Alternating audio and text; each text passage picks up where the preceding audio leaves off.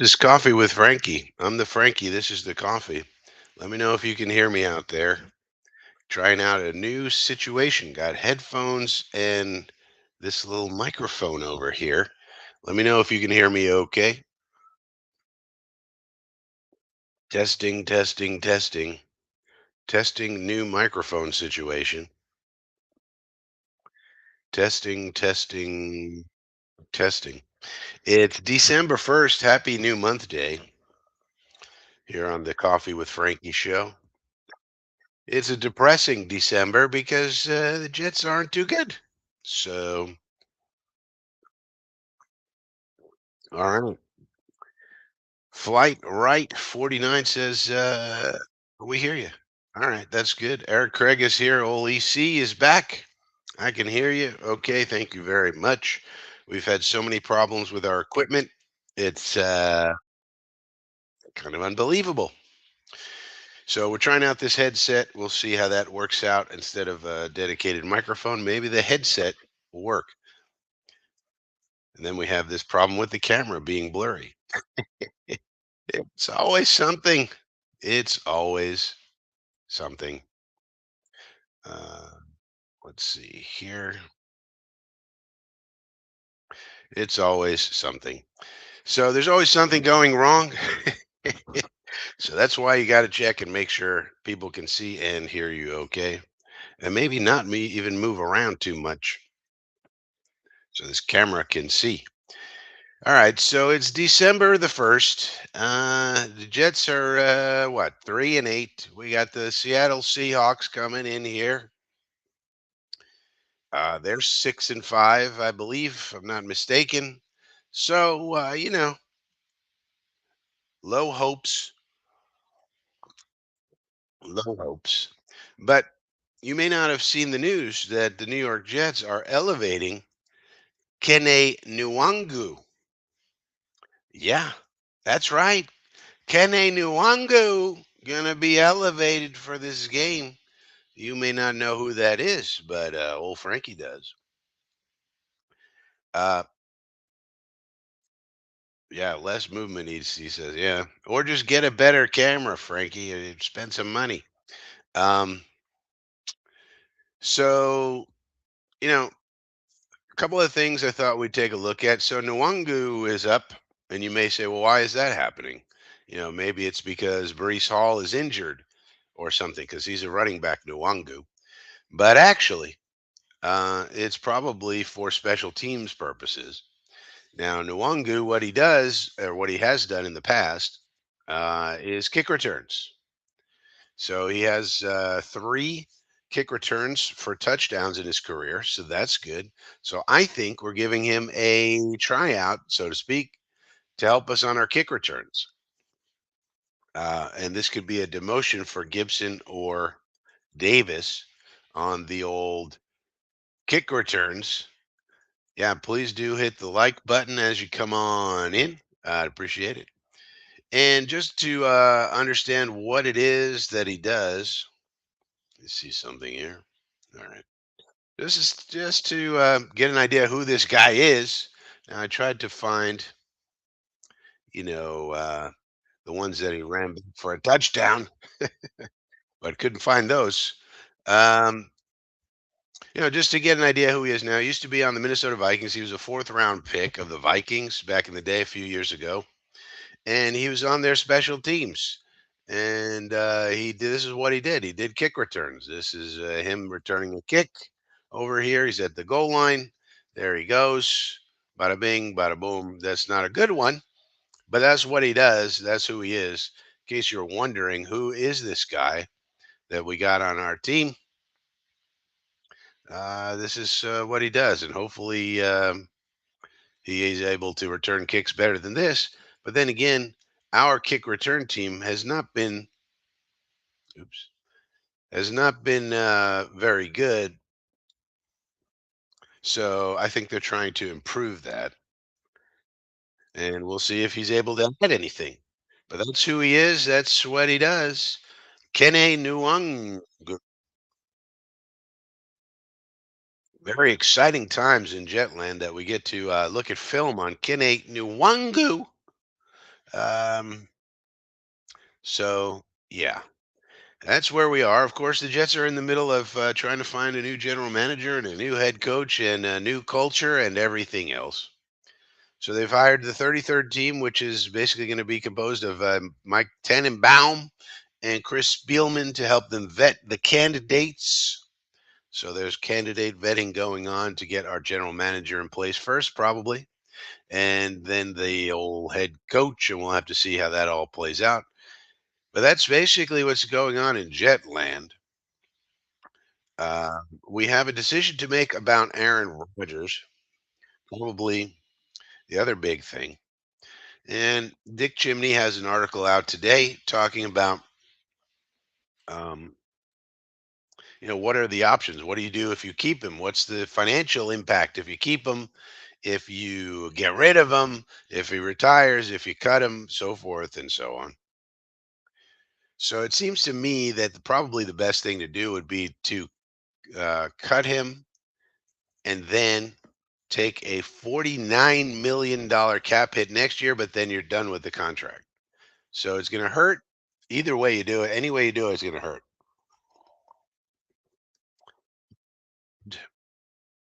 So you might as well take your medicine in 1 year, let it be over.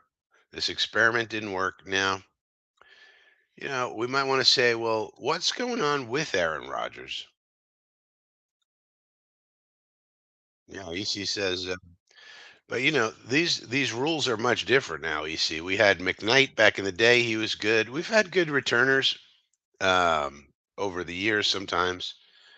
But this new rule with this dynamic kickoff this year hasn't been too many returns. There was like one yesterday, I think I saw, or Friday.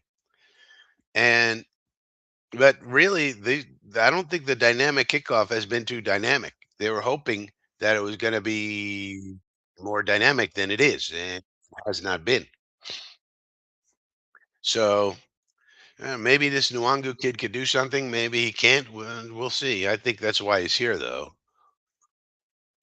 Harlan Abraham is here. Uh-oh. Said he got a bad month going on. Deaths in the family. Well, sorry to hear that, Harlan. It's the way life is. Everyone you've ever known will know or have known will die. That's life for you. Um, But we got this decision to make with Aaron Rodgers. You might say, well, what's really going on with Aaron Rodgers? Like, why does he stink so badly? And so you might want to say, well, maybe we should look at the tape and figure that out. So I figured let's do a cut up of all of the passes that he had after all the uh, handoffs. It don't really matter that he had against the Colts to see what's going on. And at the same time, we could scout our boy Olu to see how he did. Here's the first play of the game. Now, seems that the Colts are in some sort of man-ish coverage here, here, probably here. This guy probably has the back. Um, and so Rogers looks at this and goes, "All right, I got a one-on-one with my boy G Dubs. Let's hit him for a long gainer." Seems like the right thing to do. Looks right out at it, sees that he's got one high safety here, so he doesn't have to worry about split safeties. All right, we got what we wanted. Wilson makes his move, and there he goes. And we should be able to hit this, but we don't. Now, why does that throw off so much? I don't know. You don't know. Rogers probably doesn't know. G Dub doesn't know. But it didn't even give him a chance. You got to throw it more toward the field so he has a chance. We have good pass pro. Here's Olu on the left side. Get that anchor down. He's got to get that anchor down a little bit quicker, but okay, rep there. And the ball is just not to the field side enough. All right, here's the second play. Now, this one is not really Rogers' fault. We're going to have a play action here. We put Ruckert in motion here. This is actually a very nice play design. Looks like run. Everything's run, run, run. And this is what I like right here. You have Ruckert blocking, so this guy obviously thinks, okay, he's blocking me. It's a run to the left, but it's actually not because you have a safety valve open here. Now he was probably the third option, but he couldn't catch the ball, and I don't understand why. This is 12 personnel. Rogers is looking at this. He's probably wants Adams. He doesn't like it for some reason. Seems like he could fit this in here, but we can't see the safeties. So whatever reason, he doesn't like this. Seems like maybe you could fit this in here, but he doesn't like it, so he goes to a safety valve. So I like the play design, and there's no reason why he should drop this ball, in my opinion, but he does. So what do you call that? What's going on there? We spent a third round pick on a guy who does that. I don't understand it. And this is probably the worst of them all. That one wasn't Rodgers. I mean, why he didn't take Adams or Conklin over the middle, I don't know. Maybe he was right in doing that. There's too much risk with the defenders close by. You'd have to see why he didn't like it. But nonetheless, that's why a safety valve is where it is. And it seemed to be a very well designed safety valve. Here's Olu here. Now, 97, it should be noted. 97 on the Colts is Leatu Latu. Very interesting prospect. He was the 15th player taken in the first round. Um, very soon after Olu was taken, and he was the first defender taken in the draft. So obviously, he's very highly thought of. He's thought of to be in a very advanced pass rusher with many different moves, including straight down your face, and so he's very strong. So this is a very good challenge for for us to see where Olu's up at in his development at this point in time. Here he's doing a stunt. Now, we have this blocked up pretty good, and Latu stunting. He is going to get there, but Rogers has plenty of time. Now, it's third down. He probably doesn't want to go underneath. Why we have these underneath routes? I mean, it's third and long here. But nonetheless, this ball needs to be here, and it's going to be here. Now, he probably wants to keep it away from this defender, but you also have this here that you could have went to. There's no defenders here. This is wide open. But he had already made the decision to throw to Garrett, and he probably wants to keep the ball away from this defender here. And he botches it, to be honest. This is the throw that annoyed me the most, I would say, when we were watching it live on the Green Bean channel. This is so far behind. There's just no chance for Garrett to make the play. Like look at that. If he was wanting to keep it away from here, that's not a big concern. Put the ball right here. But this is a Zach Wilson era throw. This is very bad, very bad. And like I said, there was a little bit of pressure, but the O line held up just fine. And I mean, this could be a big gainer if you just throw it right here. So I don't know. How do you explain that? This is one of the most accurate passers in the history of football. And he's making a Zach Wilson-esque throw here behind I mean, in football, it's called a game of inches. This is a game of feet here. This is a foot behind him or more. And that is bad, man. Don't understand that one.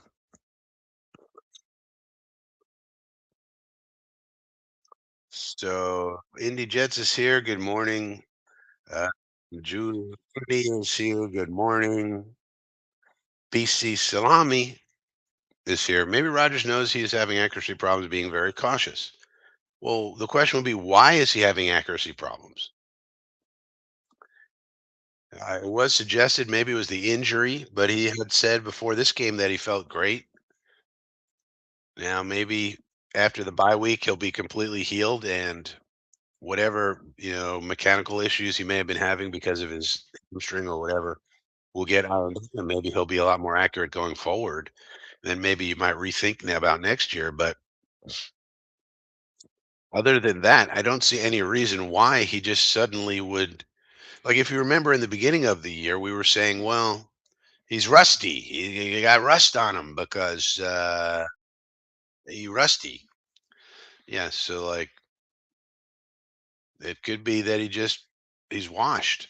And it just means he falls off a cliff like everybody else in the league. Eventually, you stop being good because you're old and your body can't do what it used to do.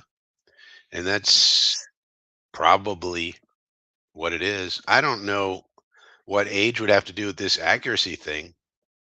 Like, if, for example, if he couldn't throw the ball far anymore, you like Peyton Manning at the end, if you remember that. Like if his arm strength, you go, okay, well, the body's obviously breaking down. He doesn't have his arm strength. I don't know what it has to do with his accuracy, though. Again, unless there's a hamstring issue and therefore that's affecting his mechanics and therefore that is affecting his accuracy. But then if that were the case, you would say, well, once he gets fully healthy, maybe he'll be good again. So it's like, man, yeah, needs time to warm up. If that was the case, then he should warm up in warm-ups. Like, like do a different warm-up routine. Like they get the guys on the field hours before they start playing, and like so just do a more heavy work warm-up routine if that's the case. And he would be able to know that. Says Rogers is not washed, Harlan says. He isn't really having he isn't having a really good year. Remember, he did miss except for yeah. But the question is why, Harlan? I doubt it, Indeed, we've gotten no indication that he has any kind of arm problems. The only thing he's had, and it's really hard to hide injuries these days, as opposed to the old days. Like basically, if anybody on the training staff touches you on Monday, or even I think Sunday, but definitely Monday, in any way, shape, or form, if they put balm on you or whatever, if they touch you in any way, shape, or form, you have to go on the injury report on Wednesday for that thing, and you really don't want to violate that. There's severe consequences for that. The NFL really cracks down on it. So, is it possible? Yeah, anything's possible, but uh, I don't think so. He hasn't gotten any treatment for it. He hasn't gotten. Nobody's mentioned that. His arm strength seems fine. So, is it possible? Anything's possible in the world, but we have no indication of it. Somebody would have leaked it to Dirty Diana Rossini. That's for sure. Yeah, but that's again, that was a long time ago, Indy. That was the last CBA. Basically, people need to understand that 2011 is the modern era start of the NFL, where all the new rules are in place. Things that happened in ancient history don't really matter comparing it to this. So there are very strict rules about how you have to report injuries, and it would be very hard. I mean, basically, Rodgers would have to get no treatment and just basically hide it from everyone on the team and the trainers and the whole Jets organization because we all know they leak like a sieve um, for it not to come out in the press. So that's why I don't see it. And plus, his arm strength isn't the problem; it's really the accuracy.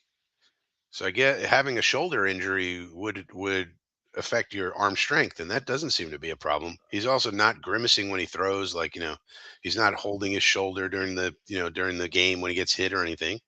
So I don't know. Barney Miller says first play wind, second play drop, third play Garrett should have stopped. Well, you don't know that, Barney. Game ends 75% and two TDs. Sauce lost the game, not Aaron. He ain't washed. Okay, that's an opinion. You don't know if Garrett should have stopped. Maybe. Here's a completion. That's the thing with watching tape too. A lot of times people who watch tape and have a definitive opinion, you got to be skeptical because you don't know what the players are supposed to do unless you know the playbook. It's possible that that he should have stopped there. I don't see why he should have, because if he kept going, it's a touchdown. And if he throws it the right way, this is just a check down to Breeze. And again, his throwing motion doesn't seem to be a problem.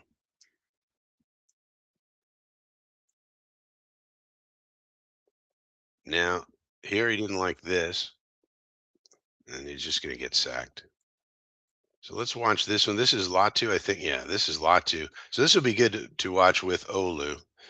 So this is the matchup that's really kind of exciting from the Jets' perspective. So Olu is over here, and he's on Leatu Latu. Like I said, this is a very exciting prospect. The Colts love this kid, and he has performed very well. Strong, big, strong, fast, and they say he has basically a whole inventory of pass rush moves. So a good challenge for Olu, 74. So let's see how Olu does. Hmm. So he defeats his hands here. So the punch not good enough, and then he gets defeated on his hands. So this is a negative for Olu. But recovers a bit. But I would say Latu just beat him there. Now, so that's not really on Rodgers probably, because I don't think any of the receivers were open on that one that he could have got rid of beforehand. So that's a negative on Olu. And one of the things we should watch is whether Olu is going to improve over time in these games. This is pretty good, but this is a reach block. Mm. So I think this is a design boot.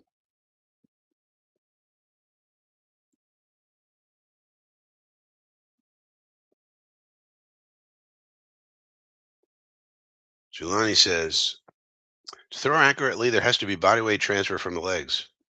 Yeah. Well, he has had leg injuries. That's the one thing we can say he might have because he has been getting treatment for ankle, knee, and hamstring.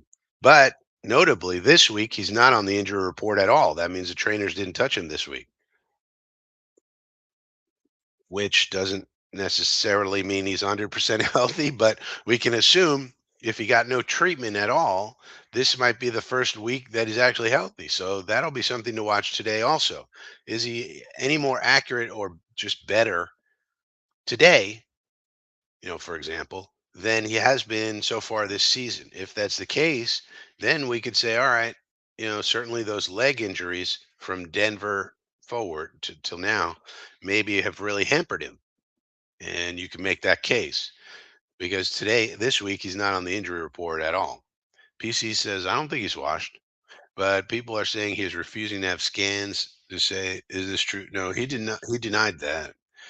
They asked him directly about it. He said, well, no, nobody was directing me to have scans. We talked about, he said he talked to the doctors and they knew exactly what was wrong. So there's no reason to get scans. So yeah, he has had treatment. We know the leg injury, so that's why I say today's a big day for Rodgers to determine what is he. Maybe he's washed, maybe he isn't. If he's terrible today, then then what's the excuse, Because he should be healed and good to go. He's coming off the bye week. He hasn't been on the injury report. He should be if it was physical, if it was anything physical, then we should see a much improved Rodgers today, right? That's the way I see it. When are you going to do a call-in show? Well, I could barely do a live stream, Indy, so I don't know. I don't know how to do a call-in show. I'm not who do you think I am, Indy? Jake Asman? I'm not Jake Asman.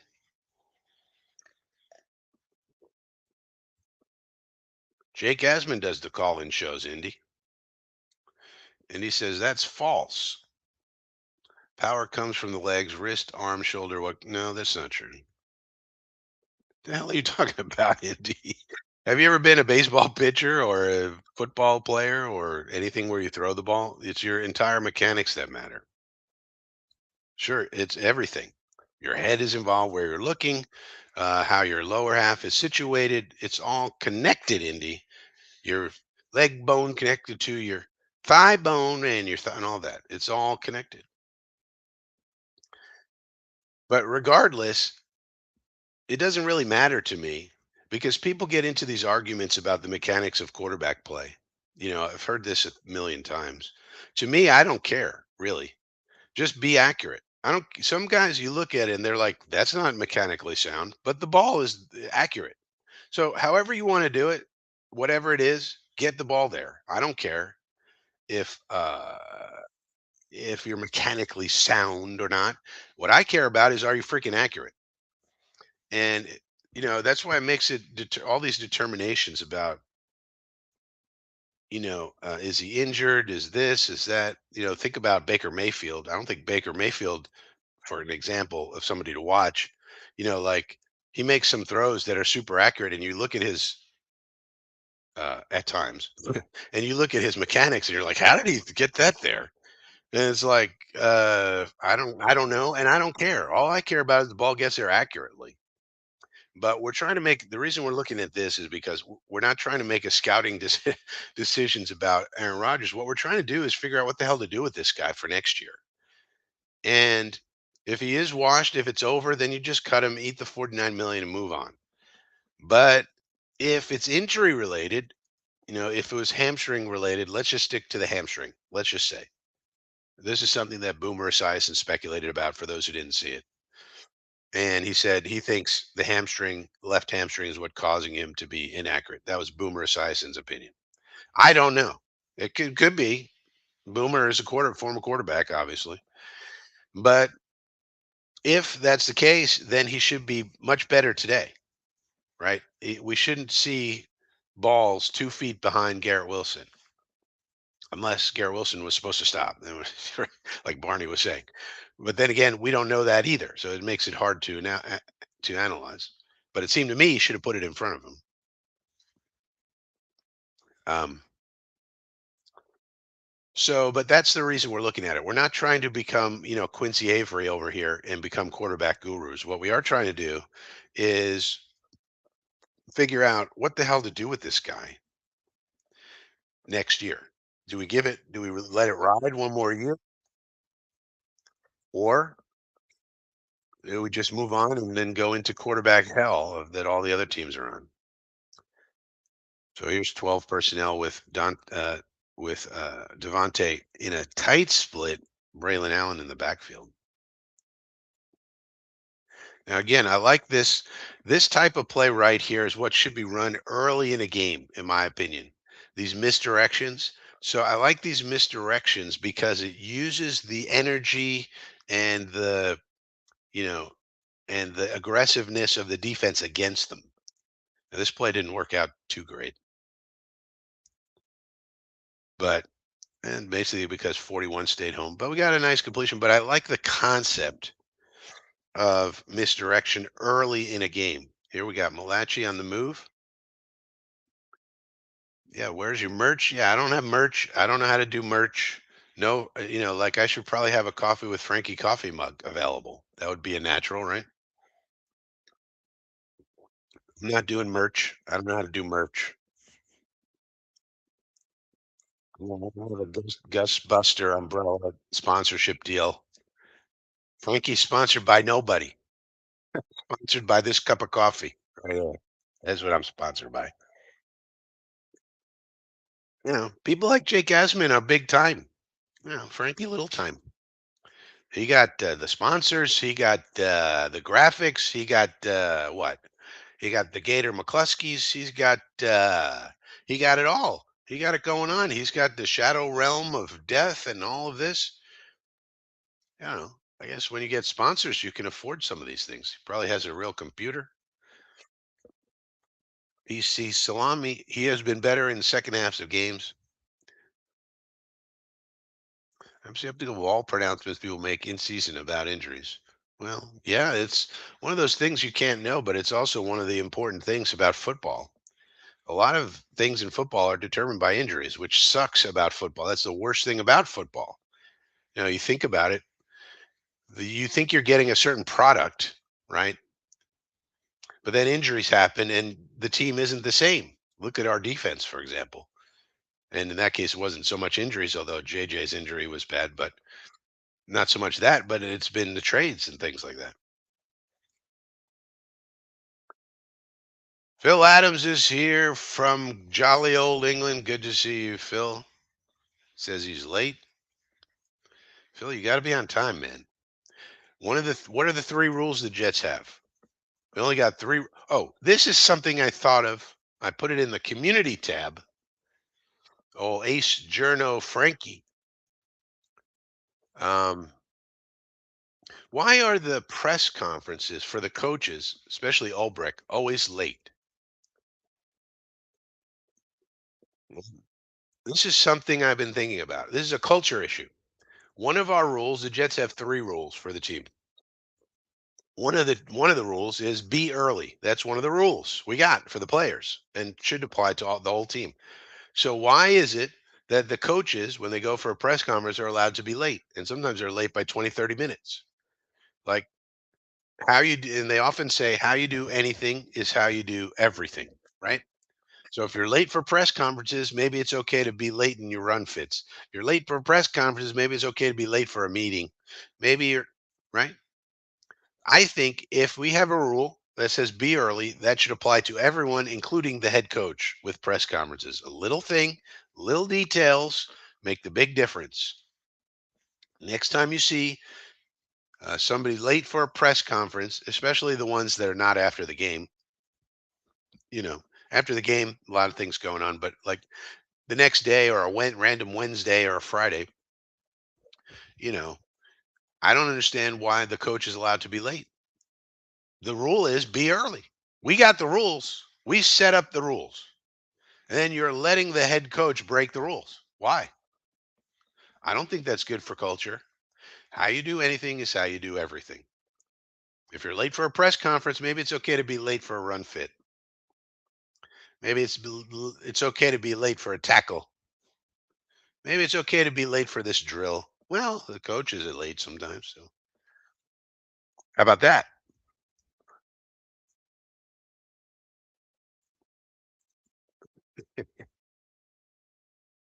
Indy says, sponsored by Viagra. Yeah, in actuality, of course, it's coffee with Frankie, so I should have some sort of coffee sponsor, you'd think. Right? Drinks. What coffee am I drinking today? Oh, 1775 coffee by Rumble. You know Rumble, the streaming service, they have products you can buy. I think Rumble is eventually going to be the competitor to YouTube. It's going to be YouTube and Rumble out there and X. That's what I think. Fifth Brick. Brick is having a hard look at that. Yeah, we're going to take a hard look. Maybe you should take a hard look at the time you show up for a press conference, Brick. Take a hard look. Take a hard look. You're late. You're breaking your own rules. The worst thing you could do in any organization is have leadership that establishes rules. These are the rules for everybody. Okay, great. And then they go ahead and break the rules. That's the worst. Everybody's like, well, why do we have these rules if they're allowed to break them? I apologize for my still have a bit of a head cold. PC salami. I think older players especially feel they want to gut out injuries more because they don't want to be. Yeah, maybe so, but you still have to get treatment. Like it's not like the old days, salami, where you could just hide it and there was no such thing as a injury report and they had all these drugs for you called steroids and things. Like those are the old days. Nowadays, again, like I said, if any trainer touches you, if you go into any training room, then you have to go on the report. And not only that, if people notice you getting your own treatment or whatever, we have people who leak to the press about anything. They'll call up Diana Rossini for any reason, but for some reason, I don't know why they talk to Diana Rossini. They think I don't know what they think.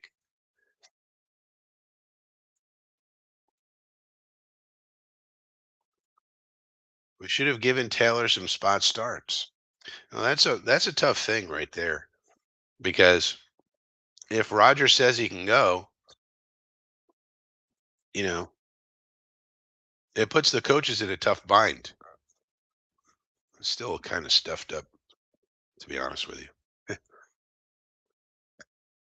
Man, it puts the coaches in a bind, right? Because it's like, well, if Rogers is healthy, we got to put him out there. He's Aaron frickin' Rodgers. He's a legend, dude. And all the money men, you know, did everything to get, were involved with all of that process. That's a whole other discussion. But Taylor, yeah, Taylor gets millions of dollars to be the insurance. Yes, that's exactly why he's here.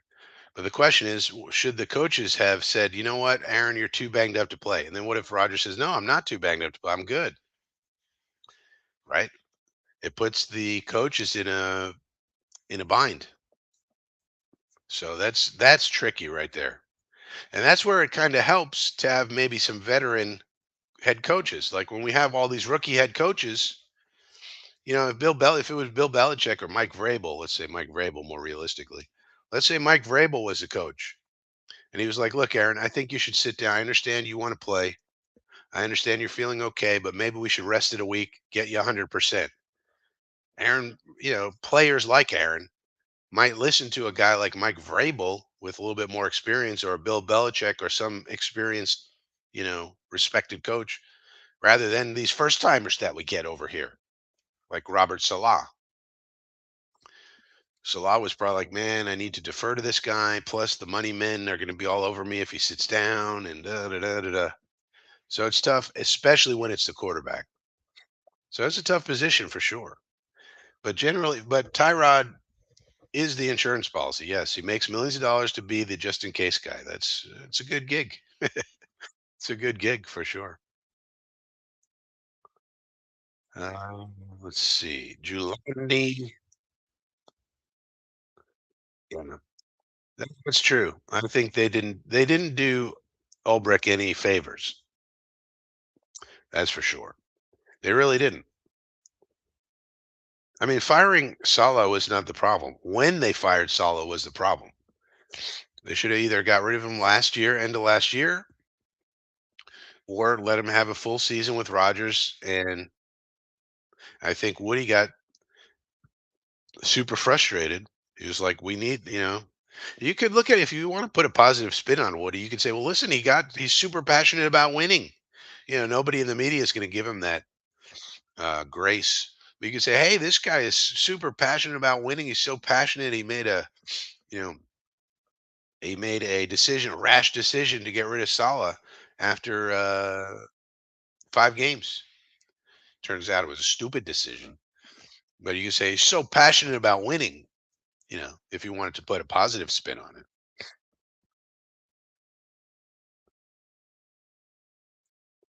John is here. He's got his coffee. Yeah.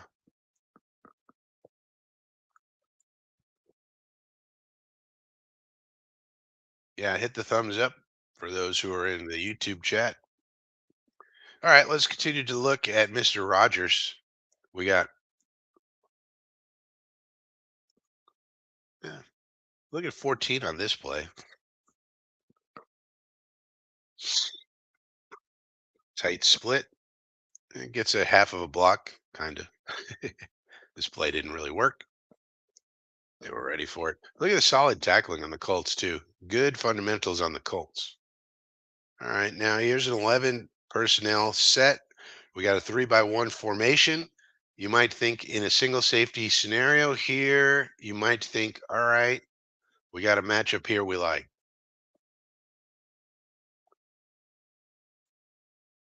But the safety shades to that side, and he has to run for it. So there you got to wonder. I mean, we have a single high safety. We have a one-on-one on the outside, but he does shade Nick Cross, shade toward Devontae's side. So Rogers reads all that out and is like, oh, I got to get out of here. Not the worst decision, but it would have been better if he actually got the first down. It would have been much better. All right, here we have a 11 personnel, 2-by-2. This is Conklin here.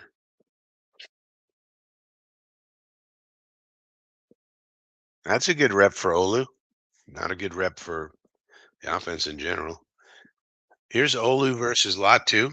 I love how Olu's always the first person over to pick somebody up, but Here's Olu versus Latu. And again, Latu is a very, even though he's a rookie, he's sort of an older rookie. One thing you may not know about Latu, he was medically retired from his first college before he landed over at UCLA. Had a very serious neck injury, um, but then he got the so was able to play again. But here's a good rep. He went probably a little too far outside there, but I like the anchor. Good. I would say good rep for Olu. Anchor to me is the most important thing for an offensive lineman. 11 personnel again, 2 by 2.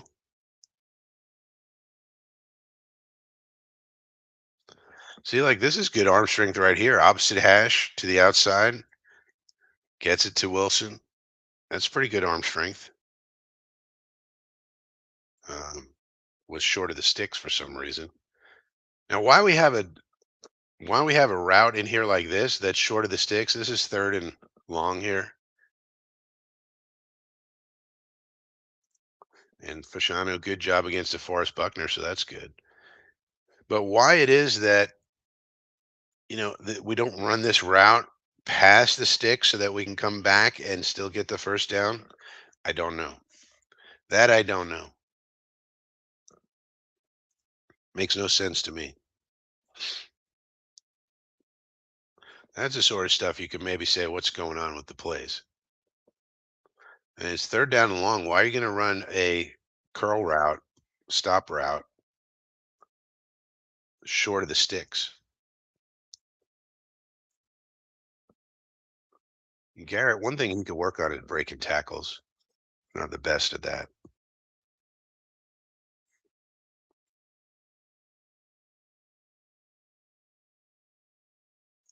Arlen says, Jets normally don't fire a coach in season. Yeah. Which tells you Woody was mad. I think Woody was hopping mad. Remember, we heard last year he said, I was as mad as I've ever been at Joe and Robert last year. And so, you can just assume that, um, he probably said, all right, look, you guys have convinced me it was all about Zach Wilson. Fine. Well, you better freaking, you know, we better get off to a hot start next year. I'm going to be super upset. Nobody's here. Jeremy's here. Soon to follow will be talk about food in some kind.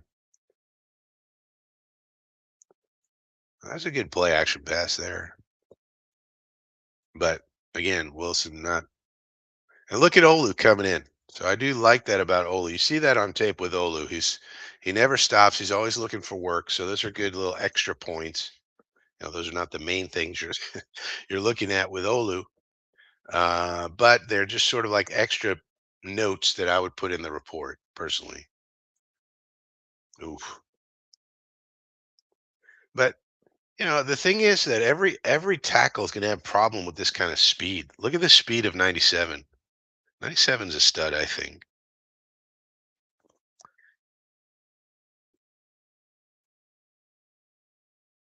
And he's got a variety of moves already, and he's a rookie, older rookie. But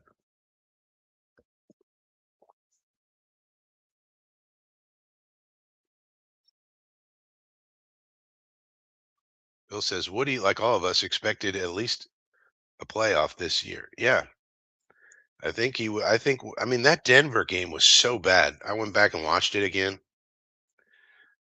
We looked so bad, and we had a chance to win it at the end. If Zerline just kicks a field goal, we win. Even though we looked terrible for the most part in that game. Jeremy says, "Yeah, exactly." I think and again, you could put a positive spin on it. You could say Woody is so passionate. He was trying to give him a spark, and he just couldn't take it almost losing anymore. He just wants to win. If you wanted to give Woody a silver lining or wanted to positively spin Woody. Like this is an owner who really cares about winning, and because they weren't winning, he made a rash decision out of passion and da da da.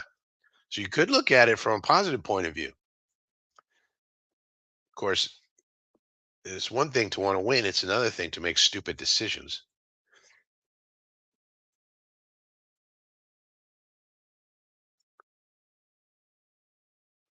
Now, this was a risky throw that really worked out.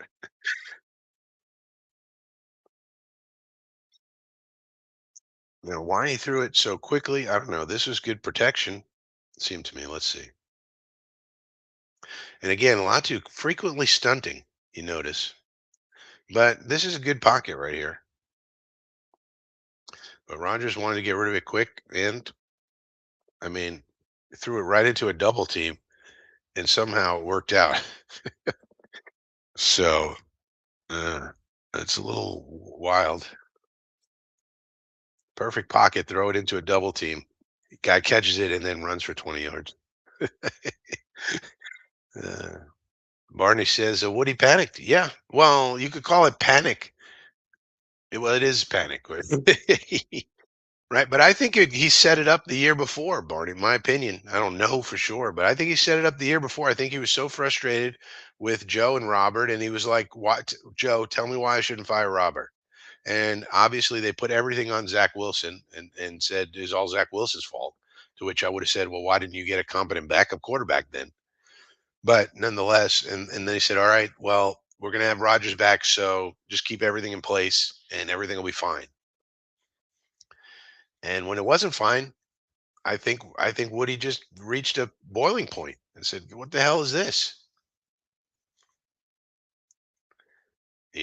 But yeah, it was definitely the wrong move.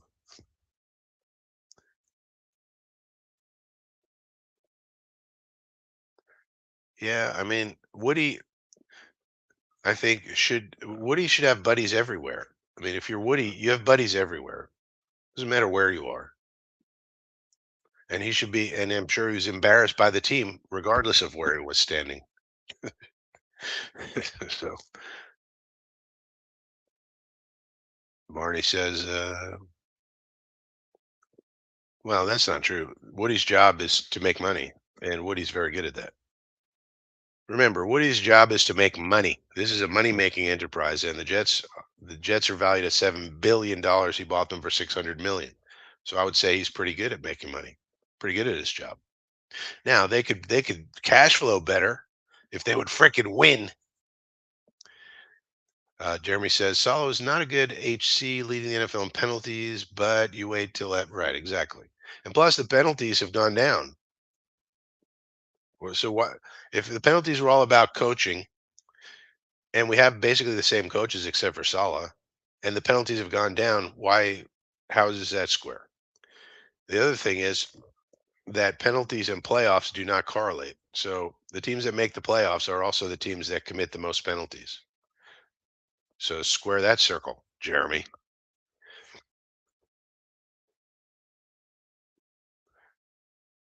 Yeah, that's what always dooms these coaches on bad teams. They have to say something, and everybody knows they're full of crap, but they can't throw the players under the bus. Yeah, our players are terrible. Yeah, when you look at it, the players, they really suck. Like, what is he going to say? you know? So they have to come up with some BS, some coach speak. And if you're winning, everybody loves the coach speak. If you notice, the coaches who win, the winning coaches, Andy Reid, any winning coach, they go to the podium and say kind of the same BS cliches. And everybody goes, "What a brilliant coach that is. Oh, he's so brilliant. He gets his players to play." Well, they're winning. That's why. But if they're losing, then everybody's wait a minute, that's actually not true, and blah blah blah, because you're not winning. It's really all about the winning. Yeah. Well, I don't know about best coach in the building, but think about it. You take one good football mind. Whatever you think about Salah, he's a good football mind, right? Maybe he's not fit to be a head coach, at least not right now. So, but he's certainly a good football mind and an excellent defensive mind, and we know that. We know that for a lot of reasons. But he also got snapped up very quickly by his buddy up in Green Bay, and so You take that out of the building, right? And you don't replace it. You say, okay, Ulbrich, who had a job, now you have two jobs. They basically gave Ulbrich two jobs. Now you're going to be the head coach and the defensive coordinator, which, when you think about it, is an indictment of the entire defensive coaching staff. So you're telling me that nobody on the defensive coaching staff could step up and do what Brick was doing, which is extremely simple per Ulbricht's own words? Why is it that Tony Oden or Coach Rudy or anybody couldn't step up and call the plays for Ulbrich? These very simple cover one, cover three. We don't run a complex defense at per Sala and per Ulbrich. So nobody on the entire coaching staff could step up and do that. Isn't that an indictment of your coaching staff? To me, that's the thing I didn't get when he was taking a hard look at the whole thing when he got when he got first promoted to the interim. He said, "Yeah, I'm going to take a hard look." Like, he takes a hard look at everything and never changes a goddamn thing. But I'm going to take a hard look at that. Okay, but if you took a hard look at it, why is it that nobody on your staff could step up and do that? Do you have a bunch of bums and dummies on your staff? Why? Why are they there then? If nobody can step up and do that job if needed, then I don't think you have a good enough coaching staff. And maybe they're not. Maybe they're just people who, you know, aren't that great. I think it's an indictment of the entire staff when that happened.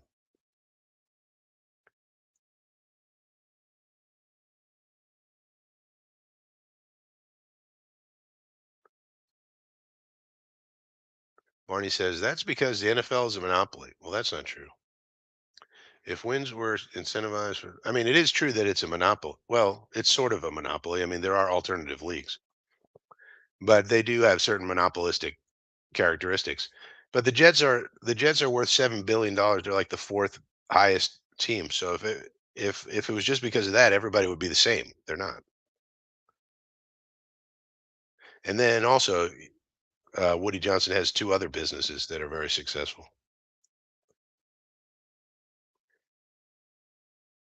Calling timeout, yeah, that was bad. Yeah, Harlan. I mean, if you don't have confidence in the rest of your people, then you're not doing, because don't forget the defensive coordinator is the boss of all the other coaches on the staff, right? So if you're not preparing them to take the next step in their career, for example, if you look at it as an employment context, you should be preparing, the defensive coordinator should be preparing all of those people on his staff to various degrees to take the next step in their career. That's part of what you're doing with them. You're their boss. Same thing for the head coach. The head coach is the boss of all the coordinators. And so he needs to be preparing them to take the next step in their career, which is to become a head coach. And if you're not doing that, you're not doing your job and people aren't going to want to work for you. That's just a normal thing in employment. You need to be preparing everybody under you to basically move on and take your job or go to some other place and get a promotion. That's what a good boss does. So it's just weird to me that they said, "All right, Ulbrich, you're now the head coach," and he said, "Okay, but none of these people over here can call the plays. Only me. I'm the only one who can do it." What? Really? And we're not even running a complex defense? I mean, we have one of the lowest blitz rates in the league. We run basically cover one, cover three, quarters, basically what we run. And nobody on the entire staff could figure out how to possibly go quarters, uh, cover one, uh, let's run a linebacker blitz. I don't think they could do that. So what? That's craziness. See, Salami, Brick should have taken a hard look at whether he should have. Yeah, exactly. Yeah, that's what I'm saying. So yeah, it doesn't make much sense to me. And so I think we just don't, and that's why Woody's got to pay top dollar for the next. Uh, there's another one throws it behind Garrett. Let's look at this one. Woody's got to be willing to pay top dollar for the next coaching staff. We need to get the best coaches we can get. It doesn't make as much of a difference to get these draft picks and get all these very talented players out of the draft, and then you can't coach them up. We need to pay top dollar for coaches, especially the offensive line coach. First, let's watch Olu. Then, no, this is that's a that's not great. That's not great. I think what we're seeing really, Olu's got a little bit of work to do. If Olu gets a little bit stronger and works on his craft a little bit over the offseason, I think he's going to be okay. Now, maybe the pressure here from Latu forces this to be, but the ball should be out here. But you see, he gets hit a little bit he's throwing it as he's freaking falling down. I guess you could say that was why on that one. And that's on Olu. That's on Olu. You got to get your anchor set a little bit sooner, right here. But you can see he's out. He's off leverage a little bit. And then Latu's just a strong mother effer, man. Kid is strong, but it's no excuse. You got to block him. Got to block him, Olu.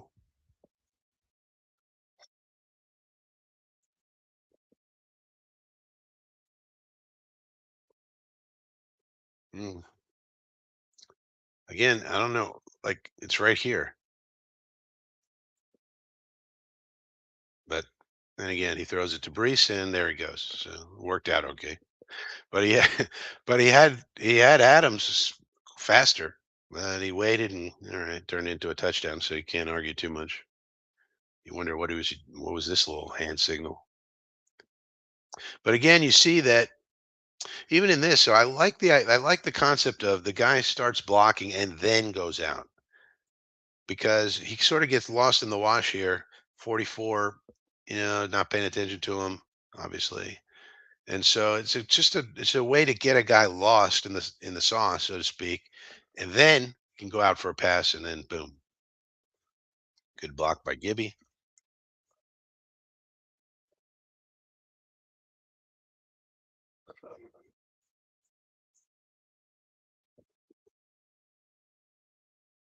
Oh, Jeremy Rucksack.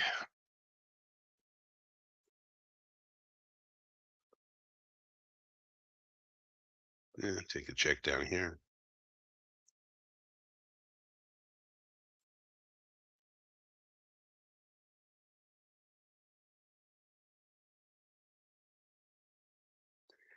BC says football is the most heavily coached game. Coaching counts for so much. We can't spend top dollar for players and getting discount coaches. Yeah, because the thing is, you can't have elite people all over the place. Like the salary cap prevents that. So if you can't have elite people all over the place, then you need to coach up the mediocre ones to be good enough and the good ones to be great and the great ones to be elite. You need coaches who raise up the level of performance um, because you just can't afford to have elite people all over the place. You're going to have some roster holes, so to speak. And that's where coaching comes in to say, okay, well, this guy's on the roster. It's the best we can do. He's not elite, but what can he do? What can this person do? What can Denzel Mims do? What can Ty Johnson do? What can Kenny Yeboah do? What can these people do so that while they're on the roster, we can get the most out of them? Give them a role. What can Malachi Corley do right now? All right, he's not the greatest route runner in the world right now. All right, but is there something he could do to help the team win? Can we have a package of plays for him that so he's not just, sitting around doing nothing? Can we run 4 or 5 plays for Malachi? As an example. All right, we understand he's got work to do in certain areas of the game in the offseason. He will attack that. One thing we know about Malachi Corley, he's going to work like nobody has ever seen before. And in the offseason, he will attack that. I guarantee you. But in the meantime, during the season, there's not enough time to work on that. Okay, so but what are the skill sets that he has right now that we could utilize? Can he block somebody? Can he get a screen pass? Can he do shallow crossers? Can he do this, that, or the other? Can we work something so that we take these people that we have? Yeah, they have to improve on something. Okay, I understand that improvement comes in the offseason mostly. Um, because there's no time during the NFL season. It just moves too fast. So you need coaches to say, all right, what can these people do and how can that be used to help us win? Can they do something on special teams? Can they do, something? And that's what I'd like to see more of. Instead of just saying this guy can't do this, Denzel Mims, he can't be the X and the Z and the Y. He doesn't know how to do three different positions, and he can't be a tight end, and therefore he can't get on the field. Instead of that, I would like to say, all right, well, this guy has a skill set. It's pretty limited, but here's what he can do. These three things, and therefore he's going to do those three things, and those three things are going to help us win. And here's how they're going to help us win. That's the kind of coaching staff attitude I would like to see change on this team. Just going out and saying these people aren't elite players, I can't win. You got to give me elite people all over the place, or otherwise I can't win. If we have elite people all over the place, we really don't need coaches. Me and Jeremy could go onto the field and coach a team of all elite players and still win some games. You know, so that's if all you want are elite players all over the place and you can't win otherwise, we don't need you. We don't need you, and we certainly don't need to pay you millions of dollars to be a cheerleader on the sidelines for some elite players. No. What we need you to do is figure out what to do with players who are limited. Those are the players who need coaching the most. Nick Bosa doesn't need a ton of coaching. He doesn't. Quinnen Williams doesn't need a ton of coaching. Okay. Uh, but the young players do, and the players who are limited in their skill sets definitely do.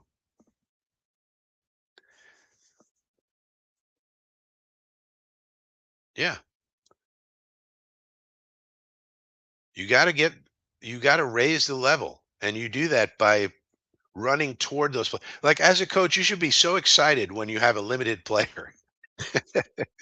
Okay, the player's like good enough to be here. They have enough talent to be here. They're not, they're NFL level talent. They can do things. They have the speed, the size, the strength, etc. But they're limited in some way. You should be thrilled as a coach to go work with those guys every single day, because that should be your sort of mission in life, is to take a guy like that and make them good. To take a guy like that and figure out, all right, what type of plays can we run for this guy? What can he do? Can he be a decoy? Can he do this? Can he, you that should be what makes you tick as a coach. Those are the type of coaches that we have to find. We have to find those coaches who just live and breathe and sleep and eat improving guys with limited skill sets who aren't getting something. Coach Tomlin said, I love seeing on the scouting report that the only problem this guy has as a defensive lineman, say, is use of hands. Like his use of hands is limited, and therefore, we say he's a third round pick or something. Coach Tomlin's like, that's great. That's his problem. I'll fix that. I'll work on that every single day with him, and it'll be fixed. And now all of the other things he does are going to come into play. Use of hands is fixed. Boom. Now I got a useful player on my team. That sort of thing. This guy's limited, but I'm a coach who can fix certain things if you give me the raw talents. Um, and those are the people we're going to need to find. And hopefully Woody and Christopher and all of them are smart enough to know that that's exactly what we need. PC Salami says yes. Yeah. Well, you're never going to have, it was just an example, PC, because you're never going to have an all elite team. But I was using it as an example in my little diatribe there. But you're never going to have an all elite team. But yeah, there have been examples of that. Remember the Philadelphia Eagles back in the day? They had the dream team, I think they called it, with McNabb. That's like a great example. And some people may even throw this Jets team into that category where you just had so much talent, but then they didn't come together as a team. So that's a different aspect of it where you do have to do team building and all that good stuff, exercises, holding people accountable, I would say, would be a good way to do that, which this coaching staff also refuses to do. Like, did you guys watch the Kansas City game? Kansas City, Las Vegas on Friday. I did a live stream of that, and um, we were watching the game, and Wanye Morris was getting torched left, right, and center, and Andy Reid pulled him out of the game. Said, "You're get out of here. You're stinking it up, Wanye." And that's called accountability. So that's a coach who's not afraid to pull a guy who's just getting beat like a drum. I mean, they were just going around him like he wasn't there, like he's a traffic cone. And Andy Reid said, "Oh, oof, this is so we gotta get okay, get this guy out of here." And that's accountability.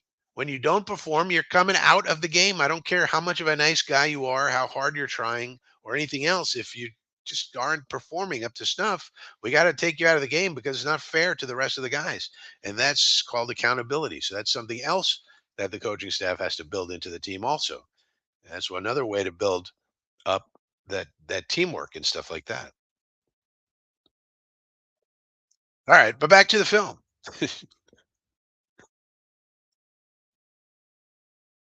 Oh yeah. You can see Latu's kind of beating Olu fairly consistently. So it worries me a bit, but I do think Olu's not too far off. Oof, this is a terrible pass. And I do think that, you know, he needs an off season of strength building, a little bit, work with Duke Manyweather, and I think he'll be fine. There's too much lean here. He needs to be more straight. So I think Olu is not a perfect product just yet, but I think there's enough flashes, enough that you see on tape that you think, okay, a little bit more of this, a little bit more of that, and he'll be okay. This is a screen that didn't work.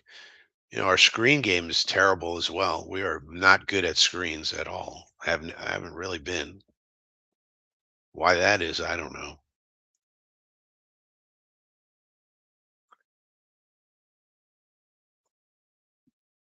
I mean, that just didn't fool anybody. That just didn't fool anybody.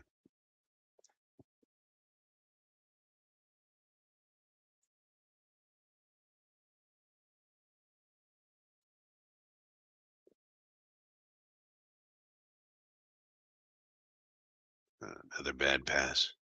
Now, what's going on here in this pass? I wish we had the other angle.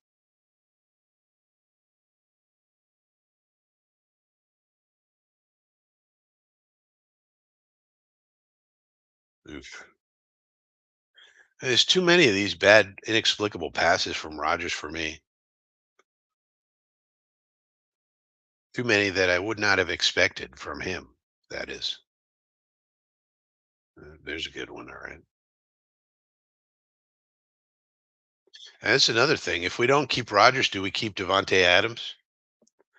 Probably got to trade Devontae, right? If you don't keep Rodgers, you probably trade Adams just to get some more draft capital. See, when 55 comes in, Olu does just fine. So,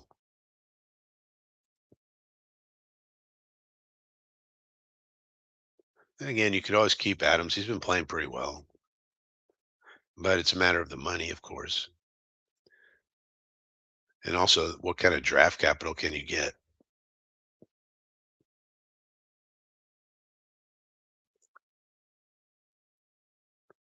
Simpson and that's something about it. Simpson and these two, they're always running toward their teammates to pick them up, and if there's any kind of skirmish, they're going to get involved in it. So that's something I really like about those two guys. And you see it on tape; they do it consistently. Like they never stop. They never just say, "Okay, play's over." Like you're going to see them coming in here. I like that. You know, that's something I would make a note of on my little notes, scouting notes. Not a big part of the evaluation. Again, see, so this is something. Now, if we were taking a hard look at our plays, you notice some of the best plays we have is when here's okay. So this is 13 personnel, 74 is here, but these are the three tight ends here. We got Ruckert, Conk, and Yaboa. Now Yaboa starts blocking. Motion, okay. But he goes out for the pattern, and Yabo is blocking. I love these plays where, first of all, it's misdirection, and second of all, the defense sort of stops accounting for 88 because he's blocking. But then at some point, he stops blocking and he becomes a receiver. I love those type of plays. And you see how much space he has because nobody's accounting for him. And he goes in for the TD. So good job. And of course, this was like Green Bean's favorite play ever. But I think when we take a hard look at some of these plays, we should say, okay, misdirection, tight end or running back blocking, and and then going out into the pattern are some of the things we should maybe major in instead of minoring in.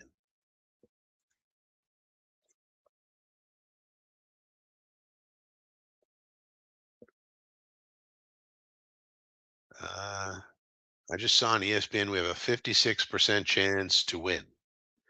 Well, the Seahawks are not exactly playing great. I mean, they have a better record than we do, for sure. But if you look at all the matrices and indices, which I put out on the community tab, I would highly recommend the community tab, by the way. I think it's going to get better over time. I'm hoping so. I've been saying that for years now. But anyway, I put out stuff on the community tab, and I put out some data visualizations on where the Jets and Seahawks rank in various indices like PFF, DVOA, net points, EPA, net EPA. And the Seahawks are not that great in terms of those indices. They may clean our clocks, don't get me wrong, but it's not like they're high up in any of the rankings. And at this point in the season, the rankings are pretty solid. Those metric based rankings are pretty solid at this point. You know, especially at the top and the bottom. It's very clear who the top teams are. It's very clear who the bottom teams are. And the Seahawks and the Jets are sort of like somewhere from the middle bottom to the you know sort of like below average, depending on which one you're looking at. No, he's just that didn't work.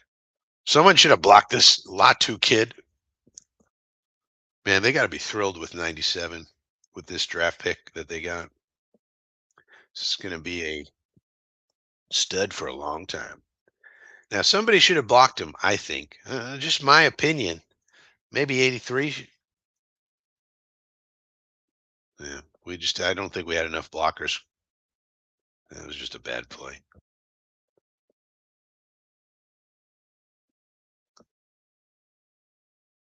Phil says DA-17 only here for AR-8. Yeah. You wonder what he would want to do if Rogers announced his retirement or whatever. Adams, I mean, he still wants to play. Adams, he still has reasons to play. Now we could trade him to like the obvious trade partner. Now Derek Carr's situation is going to have to play out in New Orleans. They might get rid of Derek Carr. That would be something if Rogers retired. We took a $49 million cap hit, and then we signed Derek Carr to a contract that was very cap friendly. Let's say year one, and then explodes year two, sort of thing. We wind up with Derek Carr anyway.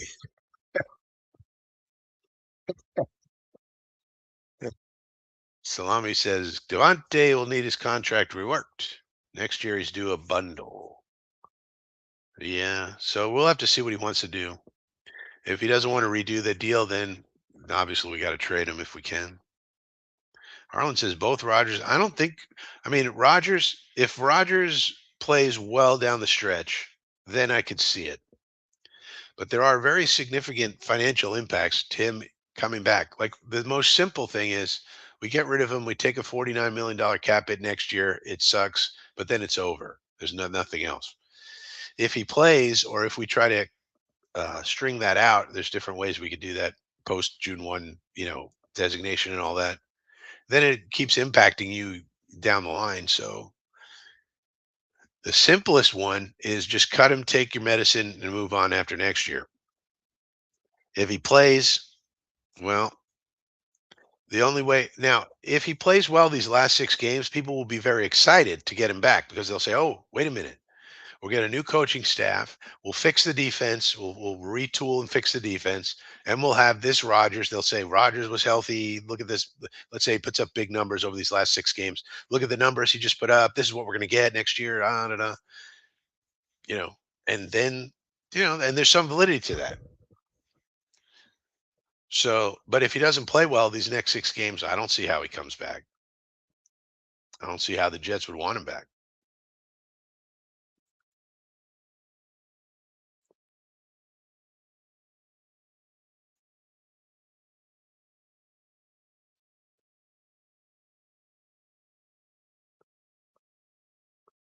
See, here's a deep one where he just didn't like anything. Finally throws to Gippy, who makes a play. Hey, Gibby made a play. Gibby did something. But this is sort of this right here. Okay, initial pocket is good. He's got a pocket. Some reason they dropped 97 out. They're probably playing some sort of fire zone blitz, but there's no blitz.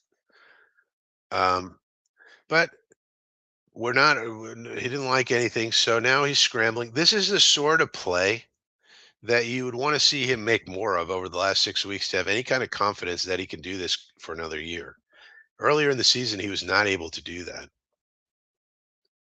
And that's just a natural function of quarterbacking. You don't like it, you don't like it. All right, scramble. Let me give you some time. Somebody will come open. You see quarterbacks do that all the time. But if you have somebody who just can't move because of injury, then it makes it kind of difficult. Well, makes it more difficult.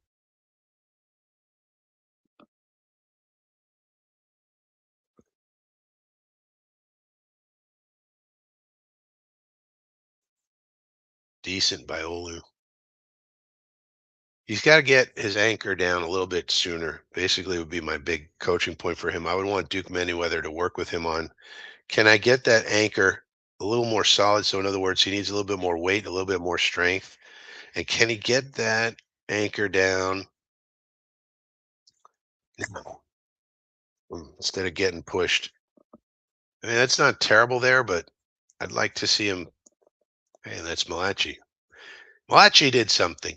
I'd like to see him be able to get that anchor down a little bit quicker, and that would really improve his game, I think. Jeremy Rucker doing something.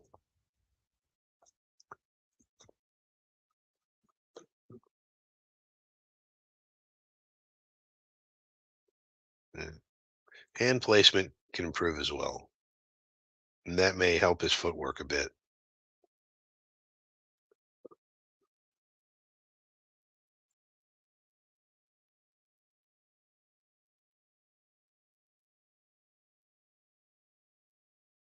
That's a nice little play. I think this was, and you see the lineman coming in, so that's good. I like that. I think this is supposed to be a run because you see the linemen all reach blocking. So I think they were running and they just decided to pass Fashanu one of the first down there, as usual.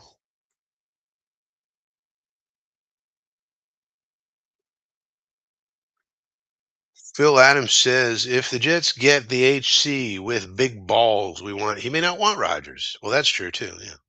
No matter how he plays out that's also true. But think about it. If the tape is good over the last 6 games, why wouldn't the head coach even, let's say it's a Vrabel. Vrabel's the big balls coach we all want, right? Let's say it's Vrabel. He could look at the roster and go, well, do I really want my first year to be Tyrod or young quarterback that we take in a draft? Probably not. Why not let go 1 year with Rodgers, see how it goes? Maybe we make the playoffs, and that'd be a success for my first year. And maybe Rodgers comes back for another year, but most likely he retires. And then I get to start over. So it's sort of like you get a mulligan your first year.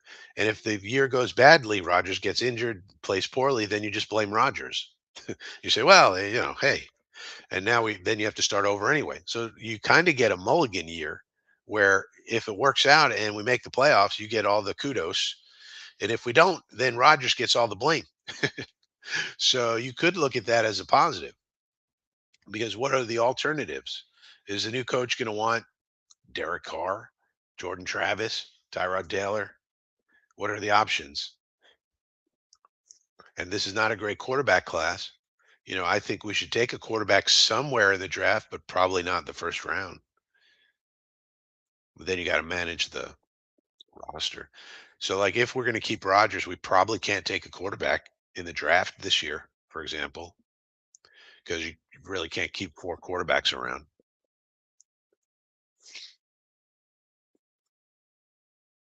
Juggalo Jet fans, are you not going to be on Green Bean today? I am going to be on Green Bean today.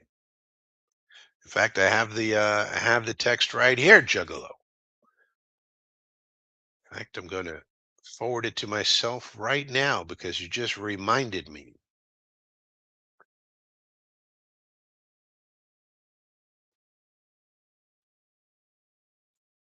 I will be, and I believe Jeremy as well, if I'm not mistaken.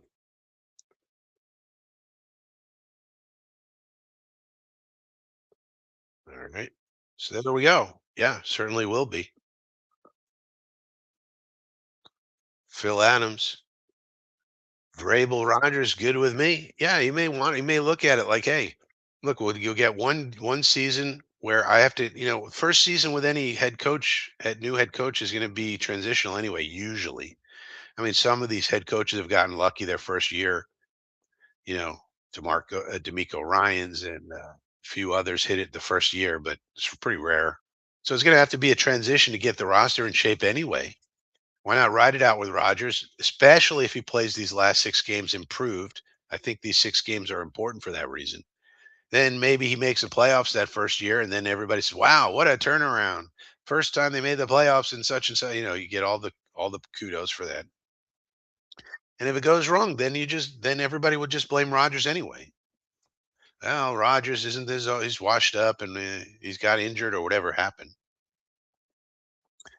So to me, that could be looked at as a positive. And in the meantime, Vrabel would have to have a plan because I am pretty sure that ownership is going to insist upon this after everything that's just happened. Have a plan for what to do with the young quarterbacks.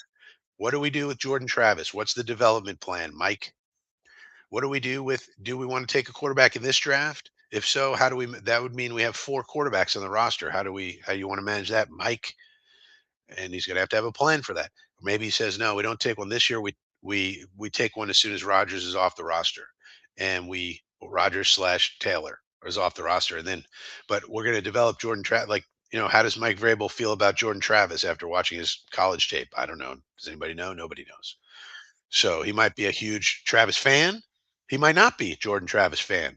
And he might say, I'm not a big Travis fan. He can come in and compete, but we can't rely on him for anything. So, in my opinion, just making this up. I don't know if Vrabel feels this way, but it depends on how he feels about that. But at some point, there has to be a development plan or basically like a transition plan from Aaron Rodgers or Tyrod Taylor, either way next year. Probably going to be one of those two as a bridge. So the point still remains that you have to then have a plan and ownership has to say, and be comfortable with your answer to what's your development plan for the quarterback position. Does Jordan Travis fit into the plans? Does Adrian Martinez? Probably not. But does he have any? Do you have any feelings about Adrian Martinez? Okay, what are your feelings about the young quarterbacks coming in this draft? Do you think we should take one this year, or should we ride it out with the three we got, and just see what the next class is, the 2026 class, I guess it'll be. So there has to be but no matter what, there has to be a plan. And so that could be looked at as good news. Like whatever the plan is, it's 1 year of bridge, maybe two. I doubt it, but probably 1 year of bridge. And then whatever the plan is. And by year two, let's say the plan is, you know, Travis and a third round pick this year. So in other words, not Cam Ward, not Shador Sanders, but the best quarterback we can get in the third round. And maybe there's 4 or 5 guys that the coach likes. some reason, just as a hypothetical. Then the plan is here's how. Okay, here's what we're going to do with Jordan. Exactly how we're going to handle him. Here's how many reps he's going to get. Da da da. Here's what we're going to do with third round quarterback, whoever it is. Here's how many reps he's going to get. Here's how I'm going to develop him. I'm going to hire this coach, this coach, this coach, and this coach. This is what they're going to do. One of those coaches is going to be my quarterback development coach, let's say, which is something people should have. Why they don't, I have no idea.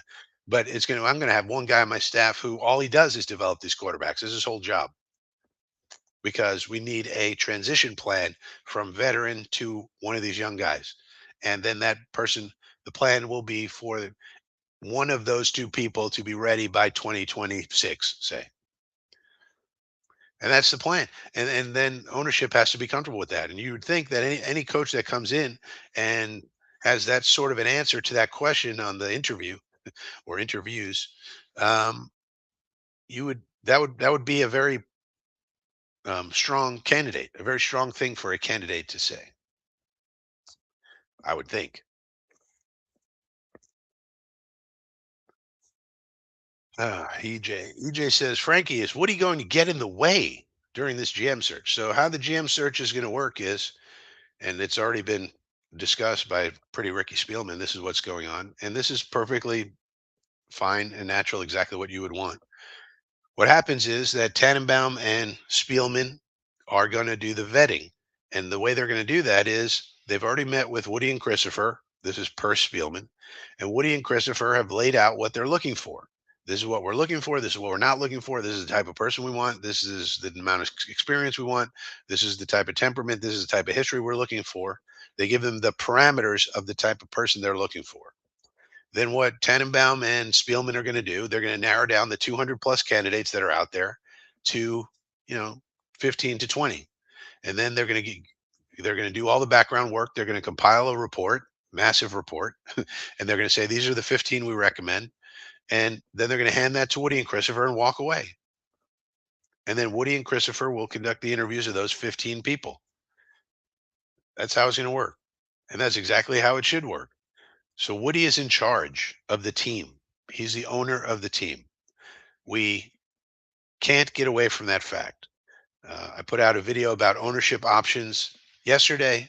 Feel free to check that out if you're curious about what could possibly happen down the road with the ownership. What are the options there? I lay it out pretty nicely, if I do say so myself. Things you could hope for, things that are unlikely, but nonetheless, Woody's in charge. Woody and Christopher are the bosses. They own the team. They're the owners. So getting in they're running the GM search, EJ, and uh, they have contracted with Tannenbaum and Spielman and 33rd Team to help and support and vet over 200 to 300 candidates because they can't do that. They don't. Nobody has time to do that in an organization. So that's why you go and hire a third party to do it because you pay them enough money so that it's worth their time to do that. And they have all the data and things that website has collected, but mostly they have all the contacts and all of the skills of being former GMs, the two of them, and they're going to vet the candidates. That's what they're doing, candidate vetting. So it's not that they're going to get in the way; they're running it. Duncan Lloyd is here. So glad you're back. Yeah, well, I'm trying, Duncan. I'm trying. Juggalo says tank for Sanders. No. I want to win out and focus on doing better than 9-8. Tired of cheering at the draft. Give me something. Yeah, I agree. I don't think we really need to tank, to be honest. I mean, a good coaching staff. This is why coaching staff is so important. We talked about it earlier. I don't know if you were here earlier, Juggalo, but I went on in a diatribe about what we're supposed to be looking for when it comes to this coaching staff. And and so that's the important thing.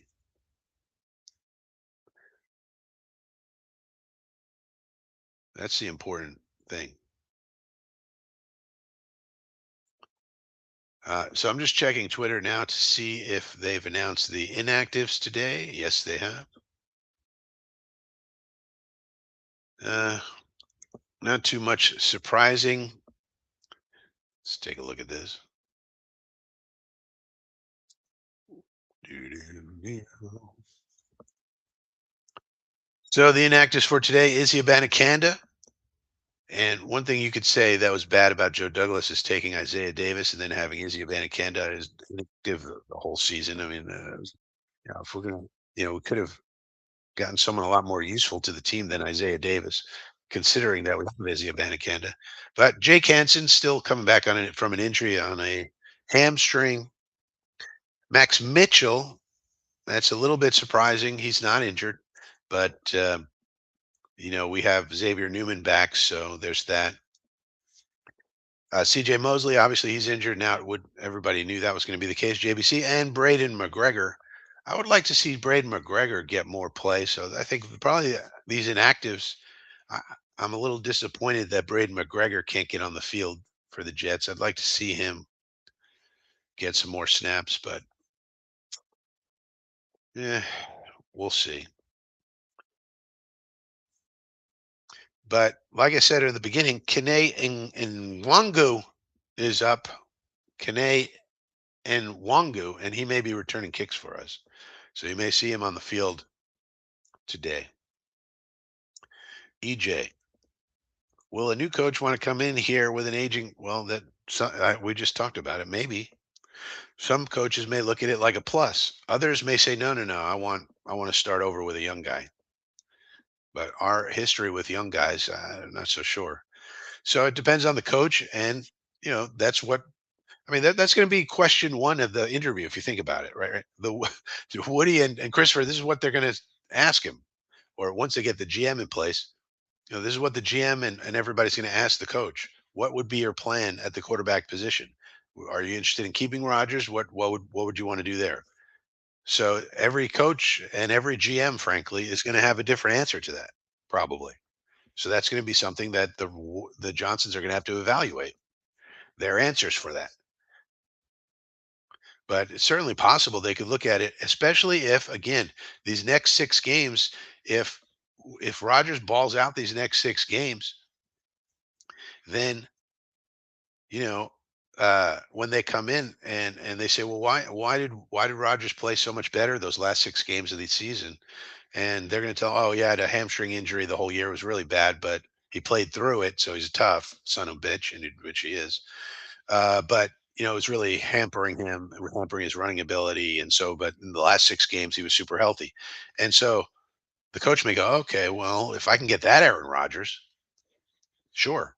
But if he continues to stink, or well, he hasn't stunk. I mean, he's been below average. If he continues to be below average, then probably less likely that a lot of the GMs and coaches are going to want to work with him moving forward.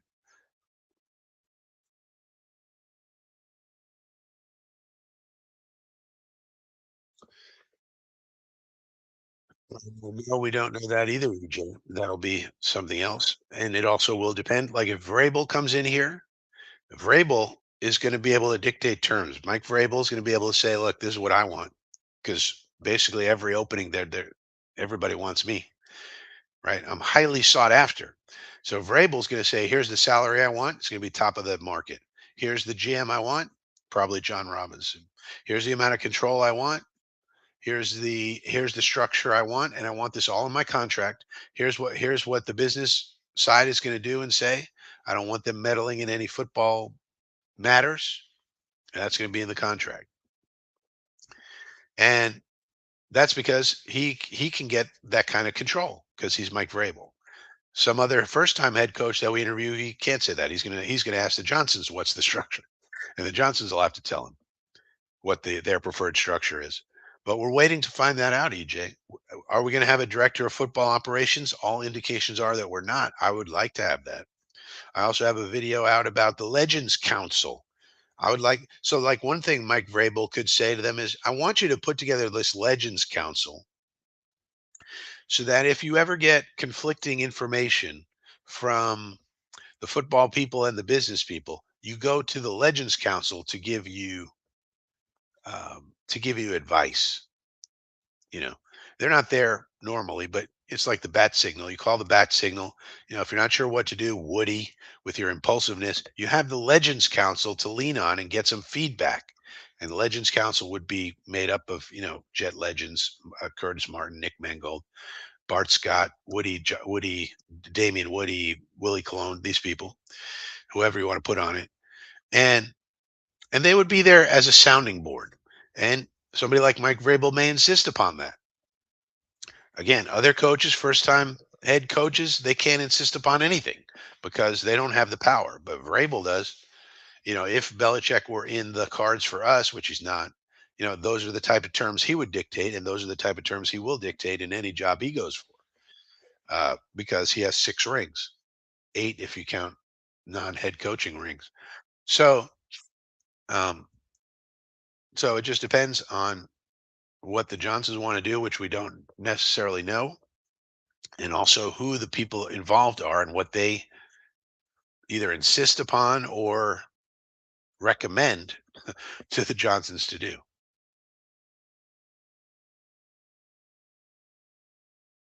Hi, karate 718. Nobody wants the Sanders Circus in New York. Yeah, probably not. I would say it's not a good fit. We're already a circus. We want to add another circus. Will be 2 circuses. All right. Well, it's 11:37, so we're going to call it quits here. I will see you over on the Green Bean channel for uh, the live watch along as I do my drive charts and so forth and so on. But thank you so much for joining me for Coffee with Frankie. On your way out, if you could hit the like button, I would certainly appreciate that. That really helps the channel out.